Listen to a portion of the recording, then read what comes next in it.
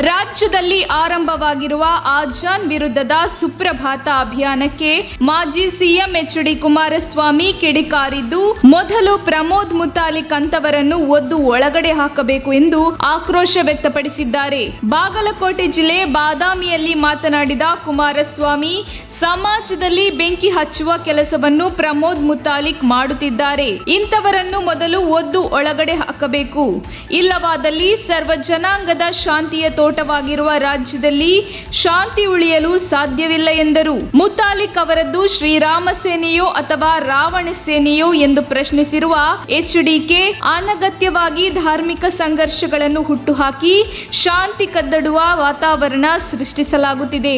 ಇಂತಹ ಘಟನೆ ನಡೆಯುತ್ತಿದ್ದರೂ ಸರ್ಕಾರ ಕ್ರಮ ಕೈಗೊಳ್ಳದೆ ಸುಮ್ಮನಿರುವುದು ಯಾಕೆ? ಸರ್ಕಾರ ಮೌನವಾಗಿ ಒಪ್ಪಿಗೆ ನೀಡುವುದನ್ನು ನಿಲ್ಲಿಸಬೇಕು. ವಿಷ ಬೀಜ ಬೆಳೆಯಲು ಬಿಡಬಾರದು ಎಂದು ಹೇಳಿದರು. ಧ್ವನಿವರ್ಧಕಗಳಿಗೆ ಸುಪ್ರೀಂ ಕೋರ್ಟ್ ಆದೇಶದಂತೆ ಸರ್ಕಾರ ಒಪ್ಪಿಗೆ ಕೊಡಲಿ. ಆ ಪ್ರಕಾರ ಹನುಮಾನ್ ಚಾಲಿಸಾ ಇವರು ಕೂಡ ಓದಲಿ. ಅದಕ್ಕೆ ದೊಡ್ಡ ಪ್ರಚಾರ ಬೇಕಿಲ್ಲ ಎಂದು ಹೇಳಿದರು.